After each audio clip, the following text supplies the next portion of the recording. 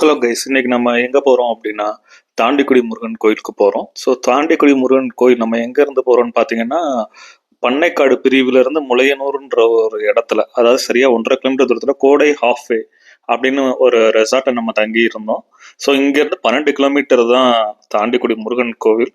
அதனால தான் இந்த ரெசார்ட்டை நம்ம சூஸ் பண்ணியிருந்தோம். இன்னைக்கு நம்ம பார்க்க போகிற விஷயம் தாண்டிக்குடியில் என்ன அப்படின்னு பார்த்தீங்க அப்படின்னா, நீங்கள் தாண்டிக்குடி போகிறதுக்கு முன்னாடி ஒரு சில விஷயங்கள் நீங்கள் தெரிஞ்சுக்கோங்க. எஸ்பெஷலி நீங்கள் கிட்ஸோட வர்றீங்க அப்படின்னா, ஒரு இயர்லி மார்னிங் கிட்ட வர்றீங்க அப்படின்னா, உங்களோட தேவைகள் அங்கங்கே என்னென்ன இருக்குன்றத, ஏன்னா தாண்டிக்குடி முருகன் கோவில் வந்து கம்ப்ளீட்டாக ரிமோட் ஏரியானா எந்த ஒரு தொடர்பும் வந்து நகரத்துக்குள்ள இருக்காது.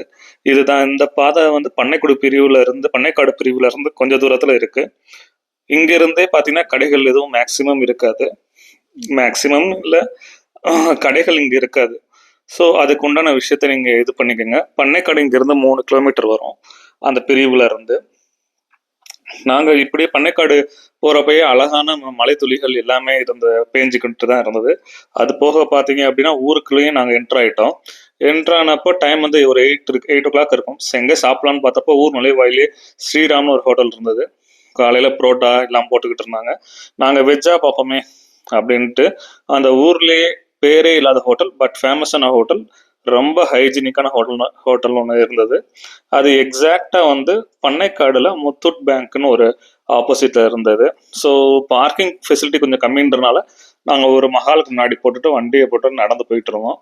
நடந்து ஒரு 100 மீட்டர்ஸ்க்கு நடந்து போனோம் அப்படின்னா வீட்டுக்குள்ளேயே அந்த சமையல் பண்ணி அவங்க வந்து சர்வ் பண்ணுவாங்க. இதாங்க அந்த முத்தூட் ஃபின்காப். ஸோ இதுக்கு ஆப்போசிட் தான் அந்த ஹோட்டல் நான் சொல்றது.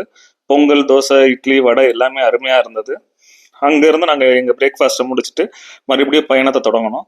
இங்கே பயணத்தை தொடங்குறப்ப பார்த்தீங்க அப்படின்னா சரியா ஒரு 9:15 இருக்கும்.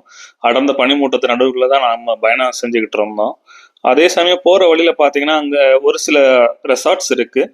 அந்த ரெசார்ட்ஸுமே கொஞ்சம் ஹைஃபையாக தான் இருக்கு. ஏன்னா ரிமோட் ஏரியான்றதுனால ரொம்ப கொஞ்சம் ஹைஃபையாக தான் இருந்தது. இதுதான் வேல்ஸ் ஃபார்ம். ஸோ இங்கே எல்லா கைண்ட் ஆஃப் ஆக்டிவிட்டிஸும் இருக்கிற மாதிரி இது ஒரு ரெசார்ட். இது ஒன்று நீங்கள் நோட் பண்ணிக்கலாம். இங்கே வர்றீங்க அப்படின்னா நீங்கள் இதோட நம்பரை நீங்கள் கூகுளில் கூட எடுத்துக்கலாம். இங்கே இருந்து கொஞ்சம் தூரத்தில் பார்த்தீங்க அப்படின்னா தாண்டிக்குடியில் வந்து சபரி கார்டன் சொல்லிட்டு அங்கே ஒரு தங்கும் விடுதி இருக்குது. அதோட நம்பர் இங்கே நீங்கள் பார்த்துக்கலாம். அதுக்கு பிற்பாடு பார்த்தீங்க அப்படின்னா நாங்கள் போன நேரம் வந்து 10 மணி ஆயிடுச்சு அங்கே ரீச் ஆகிறதுக்கு. அப்பயே இவ்வளோ அடர்ந்த பனி மழையோட தான் இருந்தது.